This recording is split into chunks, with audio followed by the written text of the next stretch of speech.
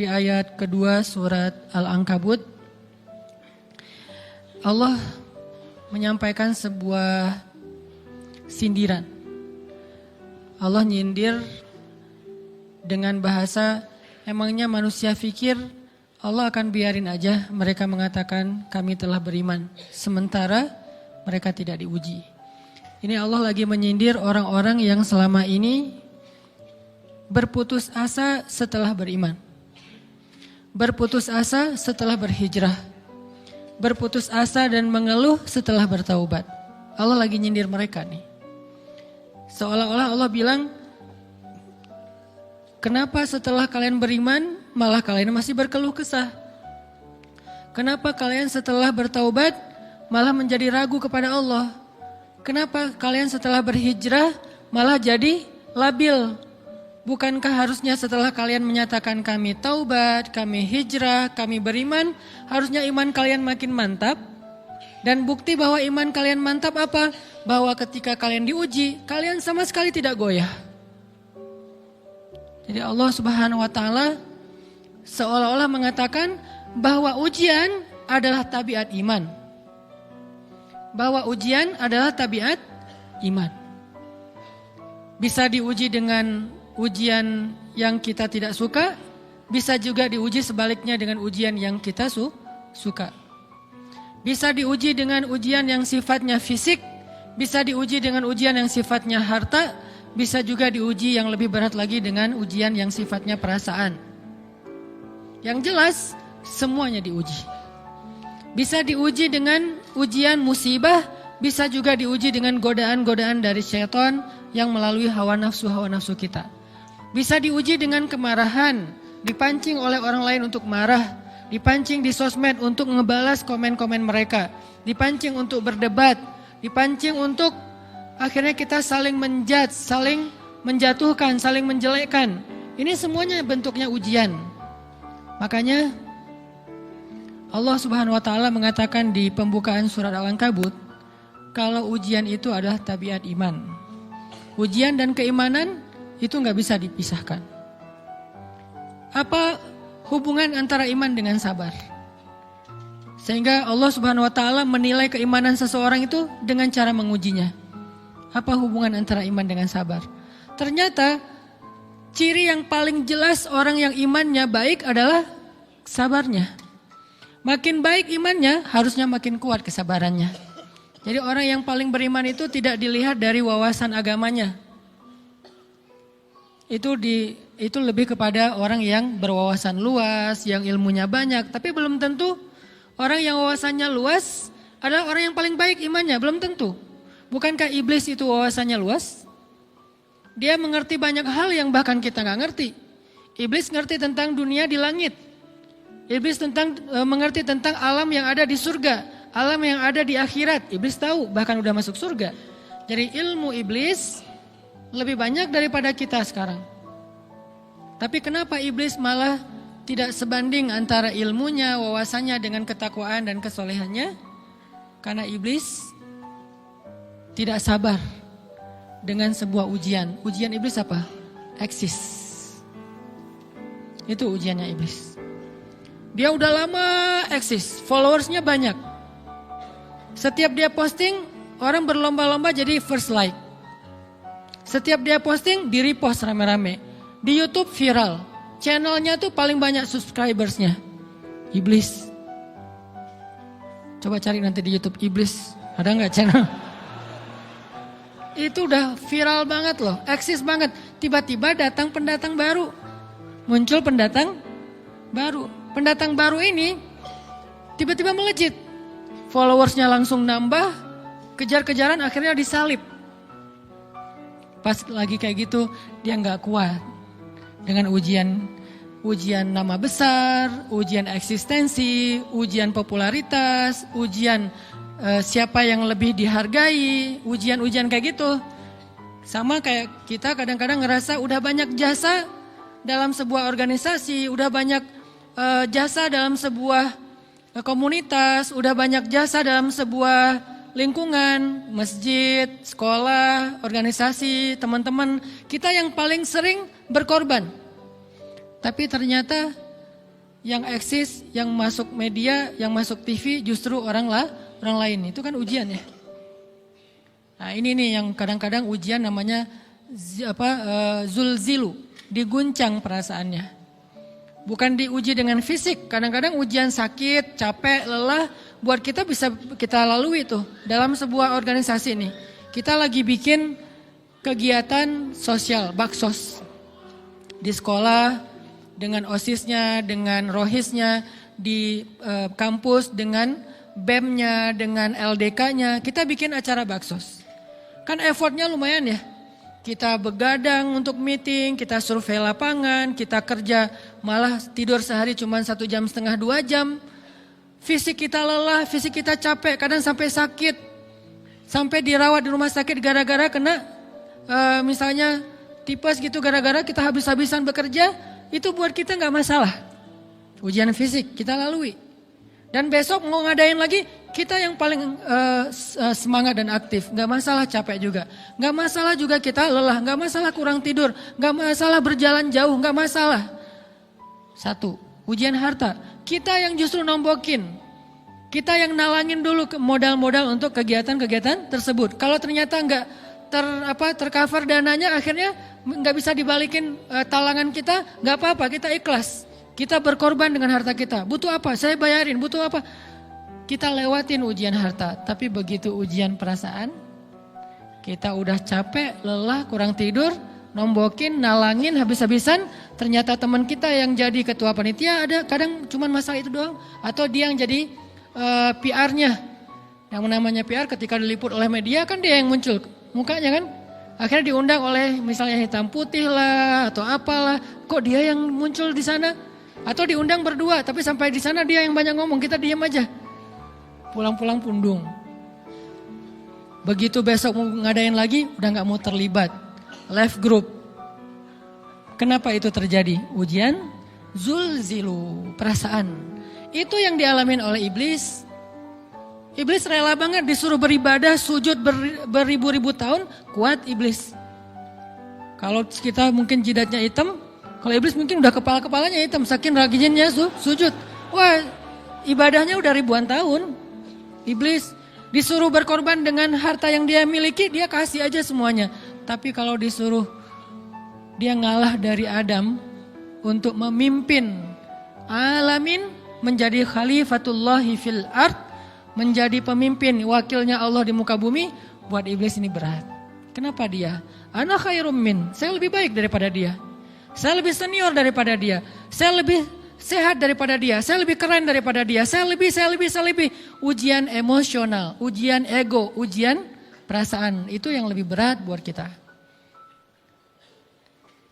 Kadang sakit dan dirugiin orang lain, teman segala macam kita masih oke lah. Selama ini asal kita ngumpul selalu gua yang bayarin, oke deh gak usah dibahas. Baru dibahas nanti pas sakit hati. Kalau belum sakit hati kan gak dibahas kan? Gak apa-apa deh kita terus yang bayarin, kita traktirin ngopi apa segala macam. Gak pernah dibahas. Kebersit sih di benak kita, cuman gak mau dibahas. Kenapa? Udahlah biarin aja, easy going. Kemudian kayak kita yang capek harus rempong sana kemari segala macam. Selalu acaranya di rumah kita, akhirnya kita yang bayarin, kita yang rempong, nyiapin segala macam, bebersih sendiri. Tapi begitu ada yang nyakitin perasaan kita sedikit aja, semua itu balik lagi. Dari dulu ya. Nah, keluar kan? Kenapa? Dipancing oleh ujian perasaan. Jadi ternyata yang paling berat itu adalah zulzilu, diguncang perasaannya. Kita kadang-kadang habis-habisan buat seseorang, gak masalah. Hujan-hujanan dia yang pakai jas hujan, kita gak pakai apa-apa, gak apa-apa. Sakit-sakitan juga, dikerok dan segala macam, biarin aja. Kalau perlu misalnya kalau bannya lagi kempes, dia naik Grab, kita dorong-dorong motor terus cari tempat segala macam sampai tengah malam. Gak apa-apa deh buat dia. Apa sih yang gak buat kamu? Begitu dia selingkuh, keluar semuanya. Mulai list report keuangan. Wah dulu sekian, sampai uang receh-receh juga dihitung kan ya. Kenapa bisa kayak gitu? Perasaan kan?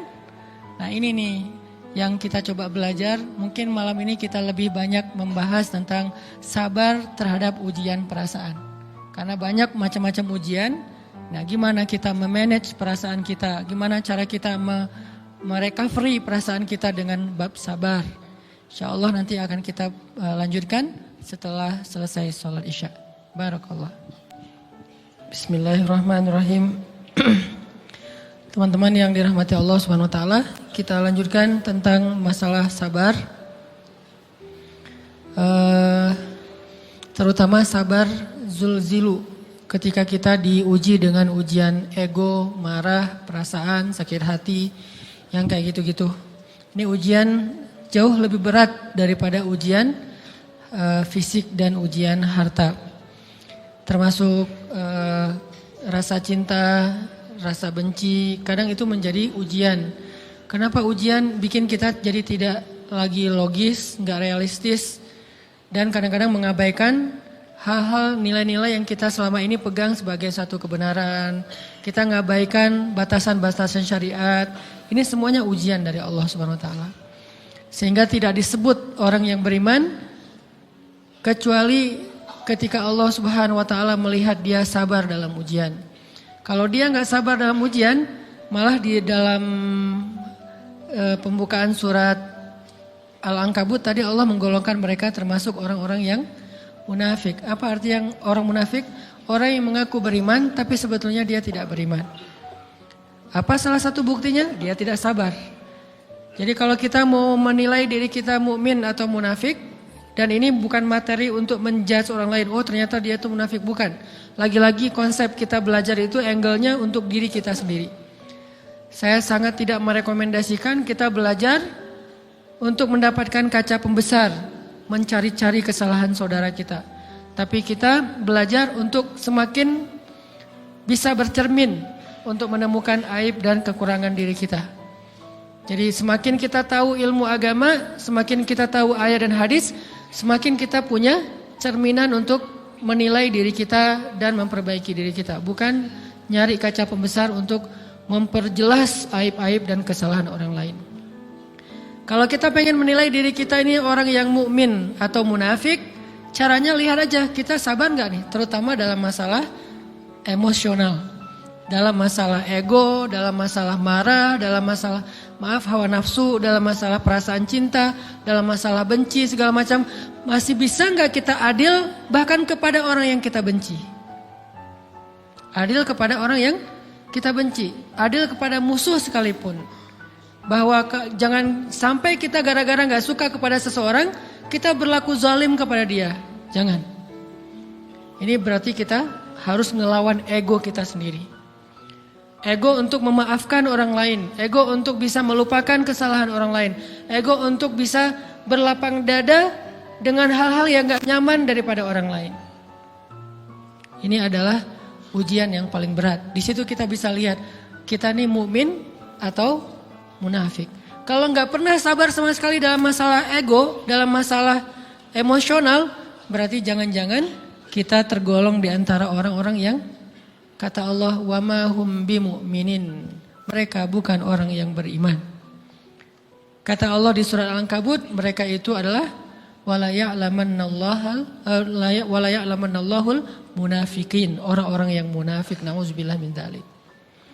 Kalau kita merasa pernah sabar terhadap emosi kita, sekarang kita lihat sesering apa kita sabar terhadap emosi kita. Maka derajat seorang mukmin tergantung tingkat kesabarannya. Ada yang orang sabar hanya kalau disakiti dengan satu kata. Ada yang sabar dengan satu kalimat. Ada yang sabar dengan satu paragraf. Ada yang sabar dibully rame-rame juga dia sabar. Berarti lahum darajatun inda rabbihim. Orang beriman juga bertingkat-tingkat. Dan tingkatan itu tergantung tingkat kesabaran kita dalam menghadapi ujian. Salah satunya ujian emosional kita, perasaan kita. Sehingga teman-teman yang dirahmati Allah SWT, salah satu program kita untuk terus mengembangkan diri, program untuk tumbuh, program untuk memperbaiki diri kita di hadapan Allah itu adalah coba kita program dalam sehari aja, terus kita nilai berapa kali kita berhasil ngelewatin ujian emosional. Bukan cuma marah, termasuk cinta, benci, tersinggung, sakit hati, kayak gitu-gitu. Berapa kali kita berhasil melewati itu dalam sehari. Gak usah seminggu, sehari aja. Di jalan, sama temen, di grup WA, di IG, di Twitter, di mana gitu. Coba kita lihat berapa kali kita bisa menahan diri kita dan bersabar. Bukan berarti tidak respon ya, bukan berarti pasif. Kita bisa merespon tapi dengan cara yang elegan. Kita bisa merespon tanpa harus memperlihatkan emosional yang meledak-ledak. Bukan berarti ketika disakiti orang, dihina dan segala macam kita diam aja. Gak selalu kayak gitu. Kadang-kadang kita perlu merespon untuk mengklarifikasi, tabayun kalau kata orang-orang yang dalam ilmu fikih. Kita harus tabayun. Tapi tabayun dengan marah itu beda. Tabayun dengan mencela itu beda. Sehingga kita mencoba menahan diri berpikir, aduh capek kalau gitu. Tapi kan ini bagian dari pembelajaran. Makin terbiasa kayak gitu, terbiasa elegan, maka otomatis jadi nggak terlalu repot lagi. Kan awal-awal bersikap pengen yang bijaksana, yang elegan, yang dewasa, itu kan kadang-kadang harus diusahain ya. Karena belum mengkarakter, harus mikir dulu gimana ya sikap yang paling dewasa, gimana ya sikap yang paling bijaksana. Gimana ya sikap yang paling wise, gimana ya sikap yang paling elegan, masih mikir. Tapi setelah berkali-kali kita latihan, lama-lama itu menjadi spontanitas kita. Dan kalau udah bisa kayak gitu, insya Allah kita sudah mulai meniru nih akhlak Nabi Muhammad SAW. Ini ujian perasaan banget. Kalau tadi saya ngasih contoh diselingkuhin itu sebetulnya cuman bercanda ya. Karena diselingkuhin ini pastinya bukan ujian. Tapi musibah. Pengkhianatan ya, tidak ada tempat. Gimana kita ngelawan perasaan kita kalau lagi kayak gitu? Gimana kita ngelawan perasaan kita kalau lagi diuji? Gimana cara kita bersabar? Karena iman dan sabar itu bisa dibilang satu paket. Gak disebut orang beriman kalau gak sabar. Dan insya Allah orang yang sabar itu adalah ciri-ciri orang beriman. Gak mungkin disebut orang beriman kalau gak sabar. Kita pikir memang iman itu hanya ucapan. Kalau iman itu cuma ucapan, inna sholati wa nusuki wa mahyaya wa mamati lillahi rabbil alamin, gampang. Kalau iman itu cuma ucapan, hasbiyallah wa ni'mal wakil, gampang. Kalau iman itu cuma ucapan, la haula wa la quwata illa billah, gampang. Kalau iman itu cuma ucapan, iyyaka na'budu wa iyyaka nasta'in, gampang. Tapi Allah mengatakan wa ma hum bimu'minin. Ahasiban nasu ayyutraku ayyaqulu amanna wa hum la yuftanun.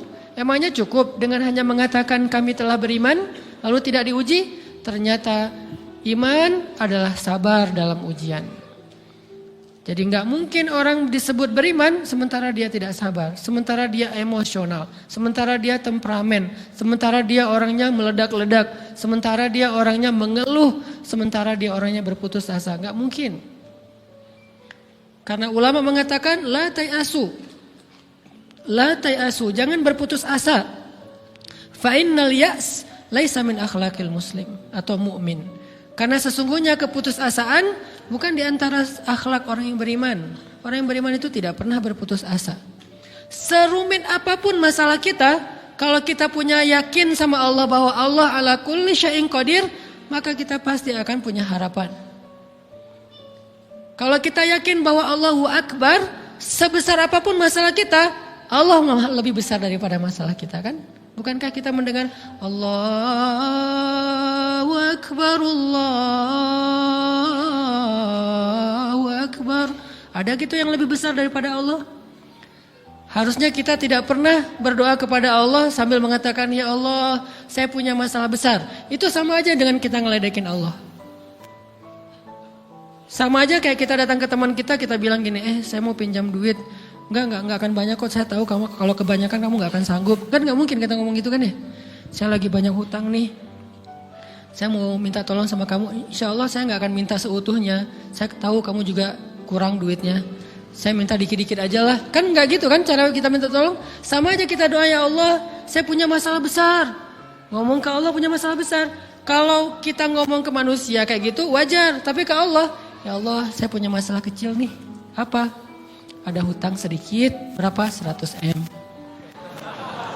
Allah kan ghaniyun, maha kaya. Jadi jangan pernah mengatakan 100 M itu besar di hadapan Allah.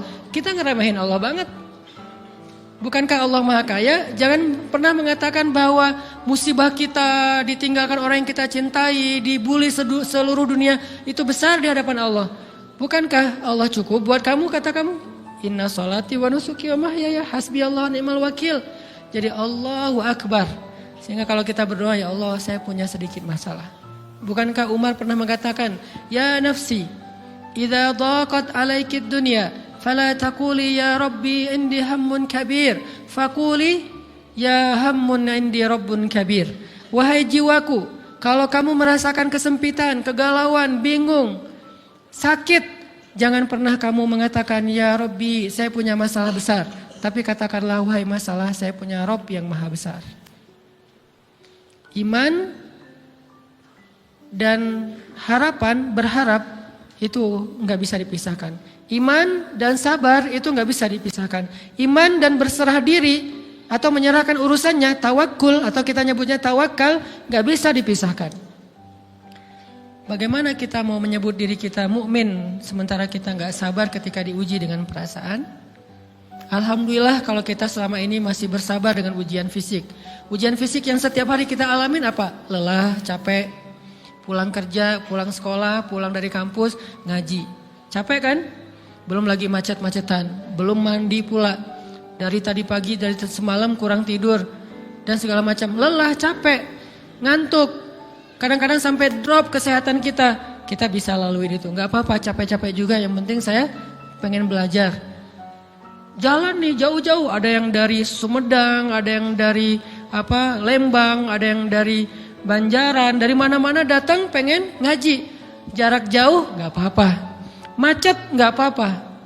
Lelah gak apa-apa. Habis duit gak masalah.